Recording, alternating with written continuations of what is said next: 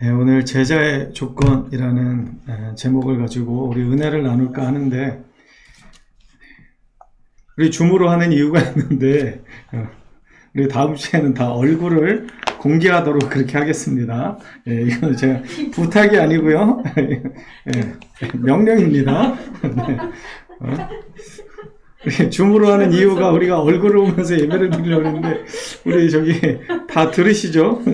얼굴이 안 보이니까 이게 제 말을 듣는 건지 예배를 드리는 건지 이게 좀 그래요. 하여튼 반갑습니다. 저는 뭐 화질이 그렇게 좋지는 않지만 어쨌든 화면상으로나마 이렇게 얼굴을 뵙고 예배를 드리니까 훨씬 더 저는 생동감이 느껴져요. 제가 새벽에 좀 여러분들은 어떻게 아실지 모르겠는데 제가 가끔 버벅거릴 때가 있거든요. 이게 혼자 자꾸 예배를 드리니까 이렇게 여러분들이 있다고 생각을 하면서 상상을 하면서 예배를 드리지만 사실은 혼자 이렇게 예배를 드리다 보니까 뭔가 이렇게 멍해질 때도 있고 뭐 하나 싶을 때도 있고 그럴 때가 있거든요. 그래서 저기 또 가버리면 안 되는데 그랬다고 간 건 아니군요. 네, 죄송합니다. 네. 네, 오늘 본문 우리 우집사님이 읽어주셨는데 예수님께서 이제 천국을 전파하십니다. 시험을 이기셨잖아요. 예수님께서 시험을 받으신 이유는 정말 이 말씀의 능력을 통해서 우리의 정체성이 어디에 있는가를 분명하게 보여주셨습니다. 예수님은 말 그대로 하나님이시면서 하나님의 아들이십니다. 그렇기 때문에 그 마귀가 어떻게 유혹했냐면 네가 만약 하나님의 아들이라면 이라는 문구를 가지고 예수님을 계속해서 유혹했는데 이 문구 안에 제가 대단한 모순이 있다고 말씀드렸습니다. 그래서 하나님의 아들이기 때문에 절대로 하나님의 영광을 위해서 사는 것이지 자기 자신을 위해서 사는 것이 아님에도 불구하고 마귀는 뭐라고 유혹했냐면 너의 그 하나님의 아들됨의 능력을 가지고 너를 위해서 쓰라고 계속해서 유혹하는 것이죠. 그리고 하나님을 섬김의 대상으로 여기는 것이 아니라 시험의 대상으로 그렇게 바꾸어 버렸습니다. 그리고 모든 부귀와 영화를 위해서 마귀에게 절하라고 이야기했죠. 그것은 정말 마귀가 모든 것을 쥐고 있다라고 하는 잘못된 그 속임수입니다. 모든 것은 다 하나님께 속하였고 하나님은 오직 그렇기 때문에 경배받으시기에 합당하신 분이신 것이죠. 그래서 예수님께서는 이 모든 상황을 말씀으로만 물리치셨습니다. 그래서 기억하실지 모르겠지만 우리가 하나님의 자녀들이기 때문에 마귀는 우리에게 그렇게 유혹할 것입니다. 하나님의 자녀이라면 이렇게 해봐라 라고 우리를 속이고 유혹하겠지만 사실은 우리가 하나님의 자녀이기 때문에 절대로 그럴 수 없다는 사실을 말씀을 통해서 분명히 깨달아야 한다는 것이죠. 그리고 그 시험을 이기신 다음에 예수님께서는 이제 12절에 보면 요한이 잡혔음을 들으시고 갈릴리로 잠깐 물러나셨다가 다시금 이렇게 나오십니다. 그래서 13절에 보면 나사렛을 떠나 스불론과 납달리 지경 해변에 있는 가버나움에 가서 사시니 이는 선지자 이사야를 통하여 하신 말씀을 이루려 하심이라. 그러니까 이사야 9장의 말씀을 이루려 하시는 것이죠. 그러니까 예수님께서는 전적으로 하나님의 그 구원의 말씀, 이 구약의 모든 말씀을 이루어 가고 계신 분이십니다. 어느 것 하나 전혀 한 치의 오차 없이 하나님의 그 일하심을 그대로 드러내시는 분이신 것이죠. 그래서 15절에 보면 이렇게 이야기합니다. 스불론 땅과 납달리 땅과 요단강 저편 해변길과 이방의 갈릴리여 흑암에 앉은 백성이 큰 빛을 보았고 사망의 땅과 그늘에 앉은 자들에게 빛이 비치었도다 하였느니라. 당시에 예수님이 구세주라고 이야기가 이렇게 돌기 시작했습니다. 그런데 그때 나다나엘이 그렇게 얘기했죠. 갈릴리에서 무슨 선한 것이 나겠냐. 이 말은 뭐냐면요. 갈릴리가 대단히 그러니까 좋지 못한 동네입니다. 그러니까 주목받지 못하는 것이죠. 하나님의 거룩한 율법과 그러한 그 신앙적 전통 안에 있지 못하고 밖에 있는 것입니다. 그래서 여기 보면 스불론 땅, 납달리 땅, 요단강 해변길과 이방의 갈릴리 이렇게 5 지역을 이야기하는데 사실은 갈릴리 주변을 다 이야기하는 것입니다. 이게 말하자면 스불론 땅 이렇게 얘기하는데 이것은요 스불론은 상갈릴리 그러니까 갈릴리 위쪽을 이야기하고 그 다음에 갈릴리 또 아래쪽을 이야기합니다. 우리가 여러분 그 상계동, 하계동, 중계동 이렇게 이야기하는 것처럼 지금 여러 가지 지역을 이야기하는 것 같지만 사실은 갈릴리의 위쪽과 아래쪽, 이 갈릴리 주변을 이야기합니다. 그만큼 이 갈릴리라고 하는 지역은요, 천대받던 지역입니다. 우리 저는 미국을 한 번도 가본 적이 없지만 미국의 할렘 같은 곳이라고 생각하면 될 것 같아요. 그러니까 그렇게 무시당하고 철저하게 외면당한 그러한 지역이었던 거죠. 그래서 그 16절에 보면 그들을 향해서 흑암에 앉은 백성이다 이야기합니다. 여기서 앉았다라고 하는 이 단어는요, 행했다라는 단어입니다. 히브리어.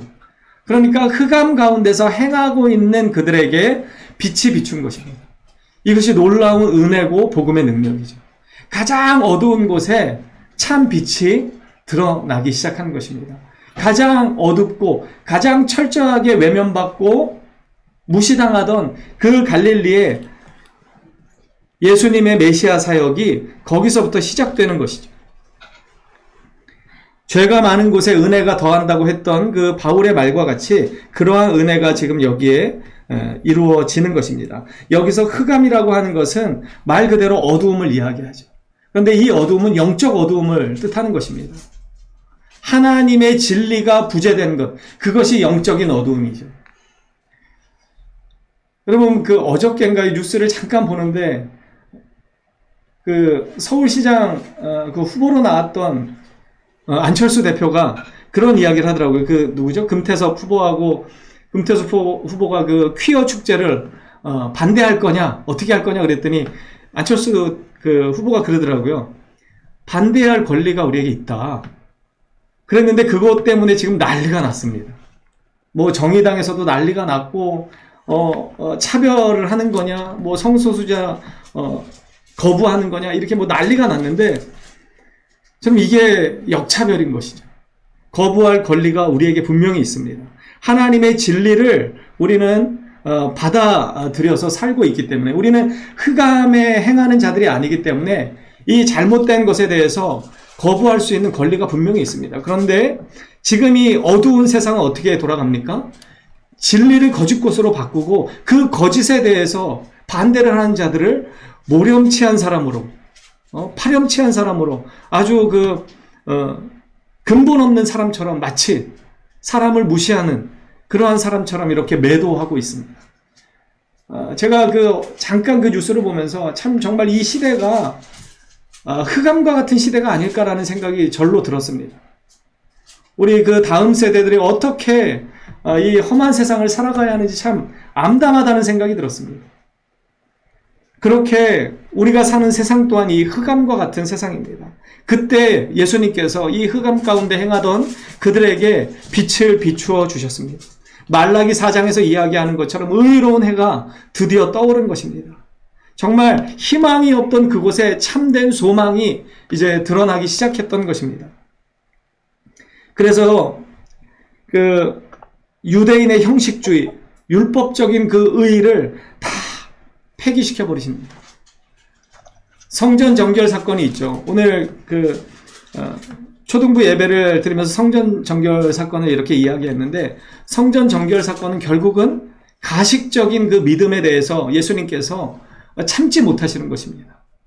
겉으로는 하나님을 사랑한다고 하고 겉으로는 하나님을 예배한다고 하지만 그들 내면에는 오직 세상적인 실리와 이득을 따라서 하나님의 성전을 더럽히고 있는 것이죠. 그래서 예수님께서는 그 성전을 뒤엎으셨습니다. 우리가 사는 세상이 아마 그렇지 않을까 싶습니다. 정말 예수님이 우리가 사는 이 세상에 오신다면 아마 가장 먼저 뒤엎으실 것이 저는 이 하나님의 진리를 거짓것으로 바꾸는 이러한 부분이라고 생각합니다. 요한복음 1장 9절은 이렇게 이야기합니다. 참빛 곧 세상에 와서 각 사람에게 비추는 빛이 있었다. 그런데 너무나도 안타까운 것은 이 빛을 거부했던 것입니다. 이 빛을 받아들이는 그러한 은혜가 아니라 이 빛을 거부했던 것에서 우리는 참된 비극을 발견할 수 있습니다. 어쨌든 예수님께서는 이때부터는 이 구약의 마지막 선지자인 세례 요한이 잡혀 들어갔죠. 제가 저번에도 말씀드렸다시피 이 세례를 통해서 세례 요한은 이제 역사의 뒤안길로 사라지고 전면적으로 이 예수님의 구원의 사역이 드러나기 시작합니다. 그 사건이 이제 때가 된 것입니다. 이제 예수님의 본격적인 구원의 사역이 시작할 때가 되었기 때문에 예수님은 이때 이제 움직이시기 시작합니다. 예수께서 비로소 전파에 이르시되 회개하라 천국이 가까이 왔느니라. 천국에 대해서 여러 번 말씀드렸는데 이 천국은 하나님의 나라를 이야기합니다. 하나님의 나라는 어떤 것을 의미하냐면 우리가 보통 천당이라고 이야기하기도 하는데 하나님의 다스림을 이야기하는 것이 하나님의 나라입니다. 이 하나님의 통치를 빼놓고는 하나님의 나라를 절대로 이야기할 수 없습니다. 그래서 예수님께서는 이미 왔다라고 이야기하는 것이죠. 왜냐하면 여기 가까이 왔다는 것은요, 손에 닿을 듯한 거리를 이야기합니다. 손에 닿을 만큼 가까이 온 것이죠. 그리고 예수님이 하나님이시기 때문에 그분이 이 땅에 오심을 통해서 하나님의 나라는 이미 이루어지기 시작한 것입니다. 하나님의 통치가 드러나기 시작한 것이죠. 못 보던 자들이 보게 되고 듣지 못하던 자들이 듣게 되고 말하지 못하던 자들이 말하게 되는 이 놀라운 기적이 예수님을 통해서 드러나기 시작했습니다. 이것이 천국의 은혜이고 능력입니다. 예수님은 그래서 회개하라 천국이 가까이 왔느니라 세례 요한이 했던 말씀을 반복하시지만 세례 요한은 제3자의 입장에서 그것을 선포했습니다. 하지만 이제 구속주이신 예수님이 직접 이 말씀을 선포하실 때는 훨씬 더 그 메시지가 강력한 것입니다. 정말로 이 하나님의 다스림의 때가 우리에게 다가왔고 우리는 그 다스림의 통치에 순종하면 되는 것입니다. 자, 그래서 바로 이 17절의 말씀 다음에 어떠한 사건이 있냐면 예수님께서 제자들을 부르십니다. 우리 18절 한번 읽겠습니다. 시작. 해변에 다니시다가 두 형제 곧 베드로라는 시몬과 그 형제 안드레가 바다에 금을 던지는 것을 보시니 그들은 어부라. 네, 여기 보면 갈릴리 해변에 다니시다가 두 형제를 봅니다. 우리가 너무나 잘 알고 있는 시몬, 베드로, 그리고 베드로의 형제 안드레가 바다에 금을 던지는 것을 보게 되는 것이죠. 그리고 19절에 보면 말씀하십니다. 나를 따라오라. 내가 너희를 사람을 낚는 어부가 되게 하리라. 제가 다음 주에는 얼굴을 보여달라고 이렇게 말씀을 드렸는데 제가 요청이 아니라 명령이라고 말씀드렸습니다. 예수님께서 명령하셨습니다. 이거는 권고도 아니고 요청도 아니고 지금 예수님께서는 나를 따라오라 명령하십니다. 그러니까 어떻게 합니까? 20절에 한번 함께 읽겠습니다. 시작. 그들이 곧 그물을 버려두고 예수를 따르니라.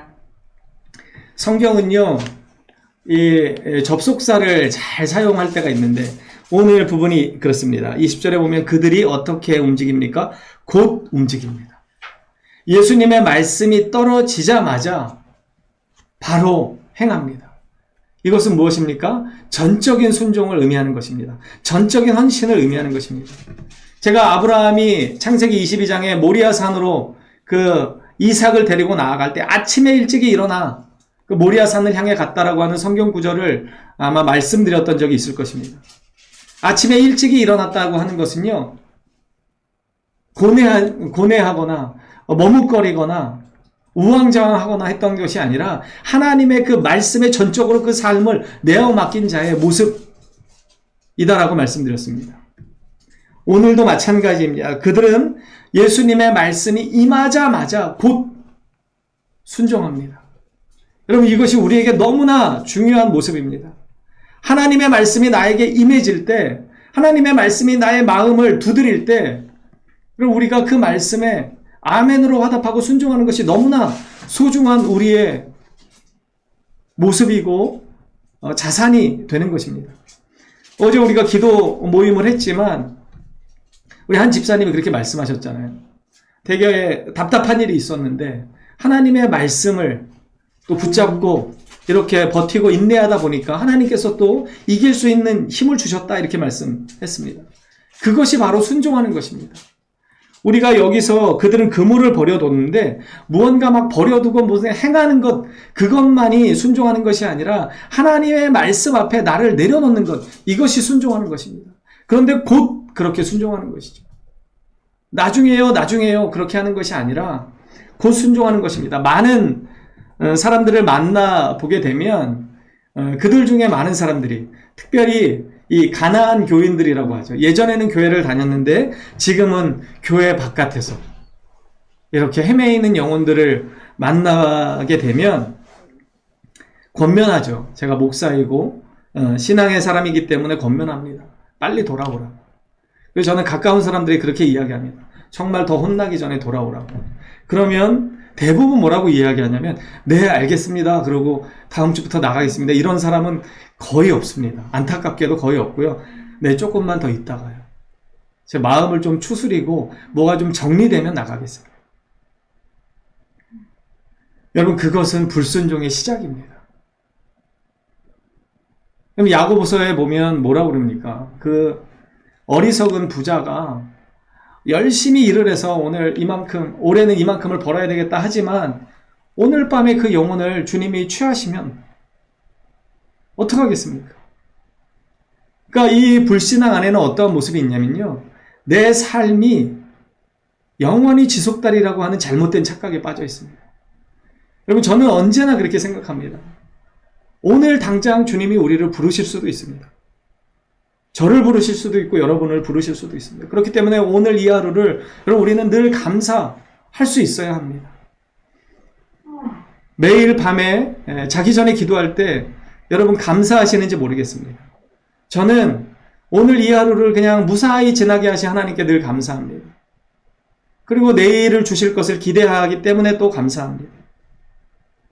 그리고 물론 하나님이 때가 돼서 부르셔도 감사할 것입니다. 어찌됐건 순종은요 바로 하는 것입니다. 말씀이 임할 때 주저주저 하는 것, 이것저것 계산하는 것이 아니라 곧 행하는 것입니다.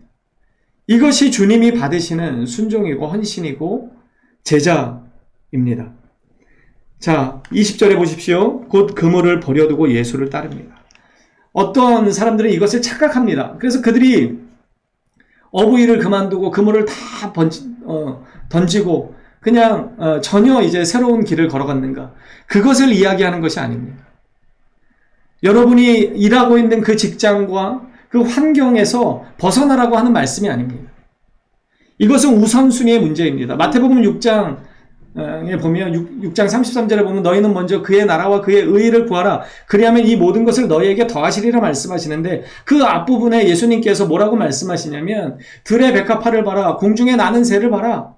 그것이 아무 수고도 하지 않지만 하나님께서 다 먹이시고 입히신다 그러시면서 하물며 너희일까 보냐 이렇게 말씀하시거든요. 하물며 하나님의 백성인 너희를 하나님께서 설마 굶어 죽이시겠느냐 이렇게 반문하시는 것입니다.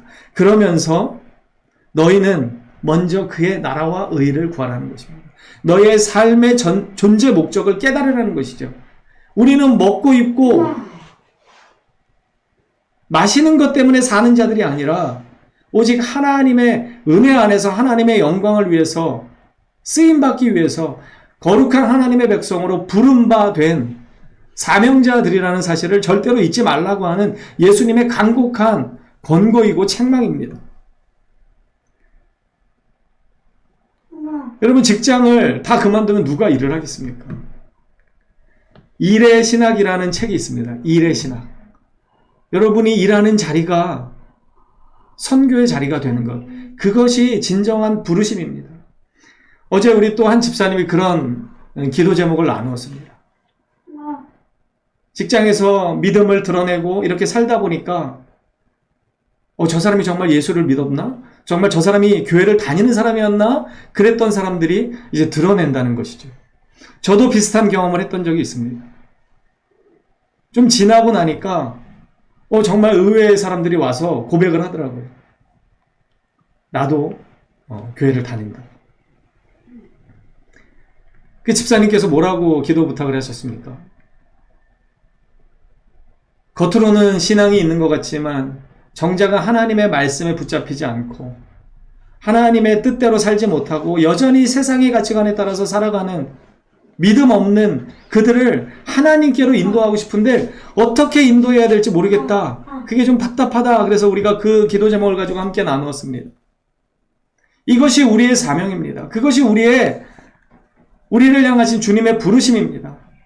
주님이 우리를 예수 그리스도의 십자가의 은혜로 부르셔서 아까 제가 마태복음 6장 33절을 말씀드렸는데 너희는 먼저 그의 나라와 그의 의를 구하라. 그리하면 이 모든 것을 더하시리라는 이 말씀을 악용해서 내가 하나님께 조금 순종하는 모습을 보이면 하나님께서 내 삶의 모든 것들을 채워주시겠지. 그런 잘못된 기대감으로 살아가는 것이 아니라 정말 내 삶의 목적이 무엇인지 분명히 알고 그것을 위해서 나아갈 때 하나님께서는 우리를 책임지신다는 사실입니다. 그 책임지신다는 것이 우리가 생각하는 것처럼 먹고 사는 문제에 있어서 완전한 해결을 받거나 그런 것이 아닙니다. 하지만 절대로 하나님의 뜻대로 행하는 자들을 하나님은요, 내버려 두시지 않으십니다. 그게 제가 경험한 하나님의 모습입니다. 그리고 성경 속에 나타난 하나님의 모습이기도 합니다. 물론 믿음으로 살다가 순교를 당한 우리 믿음의 선배들이 성경에 가득하지만 그들 또한 하나님의 철저한 보호하심 가운데 참된 평강의 길을 저는 걸었을 것이라고 믿어 의심치 않습니다. 바울이 정말 험난한 믿음의 길을 걸어갔지만 그 하루하루의 삶 가운데 하나님이 채우시는 평강과 기쁨과 감격이 저는 누구보다 훨씬 더 넘쳐 흘렀을 것이라고 확신합니다. 그것이 하나님의 보호하심이고 다스림입니다. 그것이 하나님 나라에 살아가는 방법입니다. 여러분, 천국이 가까이 왔다고 예수님은 말씀하셨습니다. 회개하라고 말씀하셨습니다. 무엇을 회개하라는 것입니까? 무엇을 돌이키라는 것입니까? 삶의 우선순위를 돌이키라는 것입니다. 삶의 목적의 본질을 제대로 깨닫고 무엇을 위해서 살아가기로 다시금 재정비하라는 것입니다. 그것이 회개입니다. 우는 것도 회개이지만 여러분, 방향을 돌이키는 것, 이 잘못된 삶의 우선순위를 바로잡는 것, 그것이 회개입니다. 주님은 그것을 우리에게 요구하셨고 그리고 마치 우리에게 보란 듯이 어부인 제자들을 부르십니다. 그리고요, 그 역사가에 의하면 이 시몬 베드로와 이 안드레 두 형제는요, 어느 정도 먹고 살 만한 그러한 집안이었다고 합니다. 여기 나오는 이 세베대라고 하는 사람이 당시에 그 갈릴리 지역에서 나름대로 유지 역할을 했던 것으로 역사가들은 이야기합니다. 그렇기 때문에 그들이요, 정말 더 잘 먹고 잘 살기 위해서 예수님을 따르지 않았다는 것을 우리는 꼭 기억해야 합니다. 그리고 그 세베대가 이 두 아들을 그렇게 예수님을 따르도록 하는 데 있어서 전혀 방해를 하지 않았다는 것, 그것도 우리는 기억해야 합니다. 무엇이 중요한지 분명히 알았다는 사실이죠. 무엇이 중요한지를 아는 자들이 예수님을 따르는데 곧 따르는 것입니다. 저와 여러분이 정말 예수님의 말씀 앞에 곧 따르는 자들이 되었으면 좋겠습니다. 망설이고 주저주저하지 않고 그렇게 곧 따랐으면 좋겠습니다. 여러분, 그리고 이것은요, 무턱대고 따르라는 것이 아닙니다.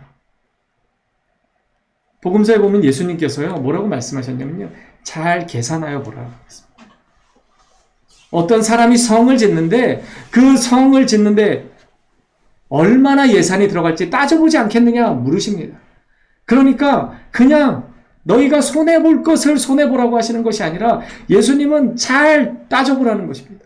그리고 정말 무엇이 더 이득이 되는 것인지 우리에게 물으시는 것이죠.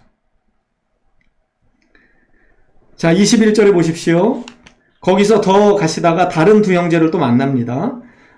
이 세베대의 아들, 죄송합니다. 아까 그 세베대가 아니고, 여기 세베대의 아들 야고보와 그의 형제 요한이 그의 아버지 세베대와 함께 배에서 금을 깁는 것을 보시고 부르시니 그들이 곧 배와 아버지를 버려두고 예수를 따르니라. 이 세베대가 바로 그 지역의 유지였습니다. 그런데 그 아버지를 버려두고 예수를 따릅니다. 여기서 보면요, 그물이 아니라 배입니다. 그물과 배는 또 좀 다른 차원이죠.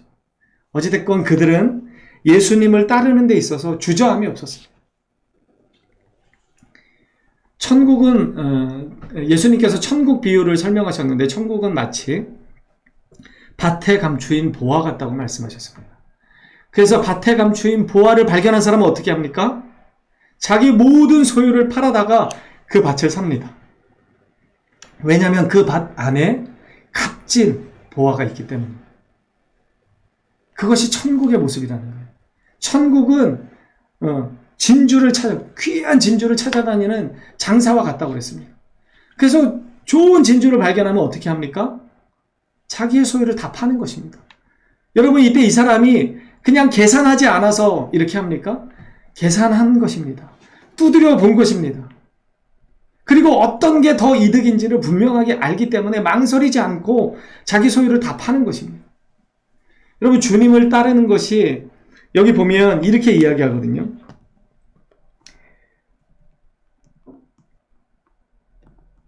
여기서 이 버려두고라는 이 단어가 뭐냐면요, 잃어버리다라는 단어입니다.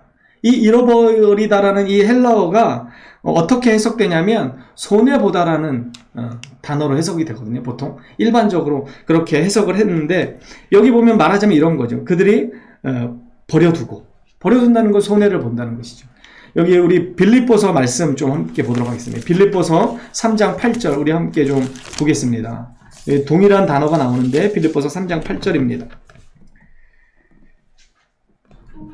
네, 우리 빌립보서 3장 8절 신약 320페이지인데 함께 좀 읽어보겠습니다. 시작. 또한 모든 것을 해로 여김은 내 주 그리스도 예수를 아는 지식이 가장 고상하기 때문이라. 내가 그를 위하여 모든 것을 잃어버리고 배설물로 여김은 그리스도를 얻고, 여기 보면 내가 그를 위하여 모든 것을 잃어버린다라고 이렇게 표현했는데, 이 잃어버린다는 단어가 바로 손해본다는 단어입니다. 바울이 이렇게 얘기하는 것이죠. 내가 예수님을 위하여 모든 것을 손해를 보고 배설물로 여김은 그리스도를 얻기 위함이다. 여러분, 이것이 역설입니다. 이 바울은 손해본다라고 하는 단어를 사용했지만 사실은 손해보지 않는 것이죠. 자, 여기 보면 그리스도를 얻고라고 이야기했습니다. 이 얻고는요, 이득을 본다는 것입니다. 제가 야고보서 4장 13절인가에 그 어리석은 부자 비유를 들었었는데, 거기 보면 이 이익을 남기려고 애쓰는 그 사람이 나옵니다. 여기서 그 이익이라는 단어가 여기 나오는 이 얻기 위함, 얻고자 하는 그것과 동일한 단어입니다. 그러니까 바울은 뭐라고 이야기하냐면, 내가 손해를 보는 것인데, 그런데 그 손해는 정작은 이득을 얻기 위함이라는 것입니다. 이 말씀을 다시 한번 보면 이런 것이죠. 내가 그를 위하여 모든 것을 잃어버리고 배설물로 여김은 그리스도를 얻고, 예수님을 얻기 위한 잃어버림이라는 것입니다. 여러분, 어떤 것이 더 소중합니까? 여러분은 정말 어떤 것이 더 소중합니까? 지난주에 마귀의 마지막 유혹이 무엇이었습니까? 만국과 영광. 이 만국과 영광은요, 결국은 세상의 것들을 이야기합니다. 세상의 재물들을 이야기하는 것이죠. 그것을 보여주면서 그것을 다 주겠다고 이야기합니다. 물론 그것 또한 하나님의 것이지만 마귀는 속인 것이죠. 그때 예수님께서 뭐라고 말씀하십니까? 오직 주만 섬기라. 그렇게 주만 경배해야 한다. 주만이 경배의 대상이다라고 그렇게 말씀하셨습니다. 여러분, 예수님을 얻는 것이 정말 여러분들의 다른 어떤 걸 잃어버리는 것보다 소중하다고 생각하십니까? 내가 소중히 여기는 그 어떤 것보다 예수님을 얻기 위해서 그것을 놓아버리는 것, 내가 그것을 손해보는 것이 여러분에게 진정한 이득이라고 생각하십니까? 그러한 자들이 곧 그물을 버리고, 곧 배를 버리고, 곧 아버지를 버리고 주님을 따를 수 있는 것입니다. 여러분, 오늘 설교의 제목이 제자의 조건입니다. 제자는 무엇입니까? 스승의 뒤를 따르는 것입니다. 스승의 모습을 본받는 것입니다. 주님이 가신 길을 걸어가는 것, 그것이 바로 제자의 도리입니다. 제자의 조건입니다. 여러분, 당시의 제자들은요, 스승의 그 삶을 그대로 본받기 위해서 애썼습니다. 그러니까 그들이 예수님을 따랐다고 하는 것, 예수님의 제자가 됐다고 하는 것은요, 결국 예수님의 그 십자가를 지셨던 삶을 따라갔다는 것입니다. 그래서 어떻게 됩니까? 야고보도 순교를 당합니다. 예수님의 이 제자들은요, 정말 다 비참하게 죽임을 당합니다. 예수를 믿고 이 땅에서 잘 먹고 잘 산 것이 아니라 오히려 이 땅에서는 엄청난 핍박과 박해를 받습니다. 자기의 생명을 다 빼앗기는 지경에 이르릅니다. 그럼에도 불구하고 그들은 포기하지 않았습니다. 예수 그리스도를 포기하지 않았습니다. 왜 그랬을까요? 자기의 유한한 생명을 잃는 것보다 예수 그리스도를 얻는 것, 이것이 그들에게 훨씬 더 큰 이익이라고 분명히 깨달았기 때문입니다. 여러분, 믿음은 선택하는 것입니다. 믿음은 정말 어떠한 것을 믿고 따르고 의지해야 하는지, 나는 무엇을 위해 살아야 하는지를 선택하는 것입니다. 여기 이 제자들은요, 선택했습니다. 곧 따른 것 같지만, 아무 생각 없이 따른 것 같지만 그들에게는 분명한 이 인식이 있었습니다.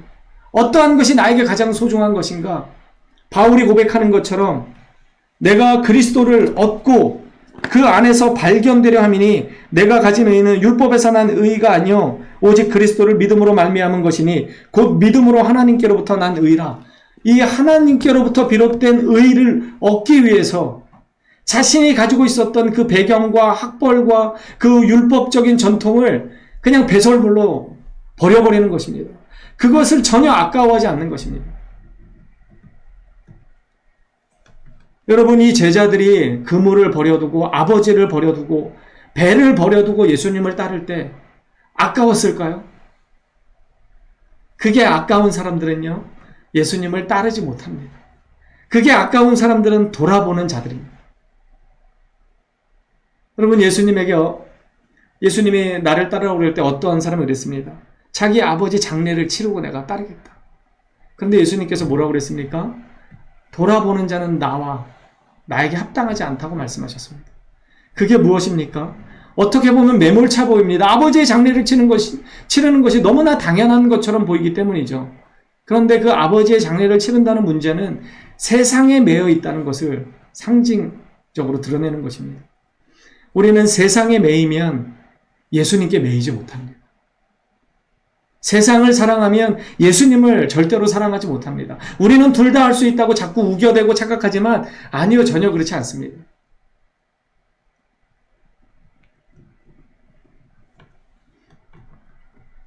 여러분, 한 종이 두 주인을 섬기지 못한다라고 성경은 우리에게 분명히 이야기합니다.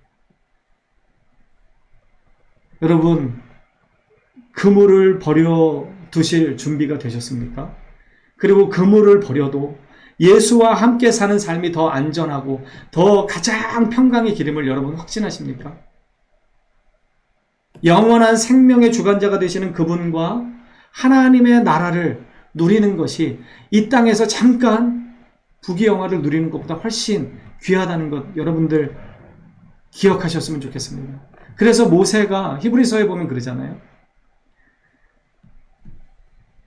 세상의 그 잠깐의 그 부귀영화, 바로의 공주의 아들이라 칭함을 거절했다라고 이야기합니다. 그리고 하나님의 백성과 함께 고난받기를 즐거워했다라고 이야기합니다. 그게 무엇입니까? 바로의 공주의 아들로 사는 것, 애굽의 왕자로 사는 것보다 하나님의 백성과 함께 고난받는 것이 훨씬 더 가치 있는 일이고 훨씬 더 영원한 것임을 모세는 깨달았다는 것입니다. 여러분, 영원한 하나님의 나라를 사모하는 저와 여러분이 되었으면 좋겠습니다. 정말 영원하고 값진 것이 무엇인지 다시금 분별하고 깨달아서 주님이 우리를 부르십니다. 여러분, 우리가 이렇게 예배할 수 있는 것, 주님이 우리를 부르셨다는 증거입니다. 그리고 어저께 우리 그 집사님이 말씀하셨던 것처럼 우리를 부르신 목적은요, 다 동일합니다. 각자 상황은 다르지만요, 나만 잘 먹고 잘 살고 나만 예수 믿고 구원받으라고 하는 것이 아니라 나를 통해서 복의 통로가 되고 복의 근원이 돼서 많은 사람들을 하나님께로 인도하라고 하는 것, 그것이 우리를 향하신 하나님의 목적입니다. 그래서 오늘 본문에도 그러잖아요. 사람을 낚는 어부가 되게 하려. 제자를 부르시는 목적은요, 그냥 주님을 따르는 데만 목적이 있는 것이 아니라 사람을 낚게 하기 위한 하나님의 부르심이었습니다. 여러분, 우리도 다 예수님의 제자들입니다. 그러면 우리도 사람을 낚는 어부로 살아야 합니다. 하나님의 이 뜻을 받들기 위해서 우리는 결단해야 됩니다. 내려놓아야 합니다. 그물도 내려놓고 아버지도 내려놓고 배도 내려놓아야 합니다. 여러분 다시 한번 오해하실까 봐 말씀드립니다. 이것은 내 직업을 포기하라는 이야기가 아닙니다. 삶의 우선순위를 바로 세우라는 것입니다. 정말 무엇이 가장 나에게 소중한 분이신지 분명히 깨닫고 그분의 말씀에 정말 최선을 다해서 순종하라는 것입니다. 제가 늘 말씀드리는 것처럼 내 생각과 내 계획과 나의 계산기와 하나님의 계산기가 다른 것을 표시할 때 정말 나는 무엇을 따를 것인가? 하나님의 나침판과 나의 나침판이 다른 방향을 가르칠 때 나는 정말 무엇을 따를 것인가? 이것이 우리의 믿음의 주소입니다. 여러분 무엇을 따르시겠습니까? 오늘 본문은 제자의 조건에 대해서 이야기합니다. 곧 버려두고 예수님을 따르는 그들에게는 참된 복이 임했습니다. 저와 여러분이 정말 곧 버려두고 예수님을 따르는 믿음의 제자들이 되기를 축복합니다. 기도하겠습니다.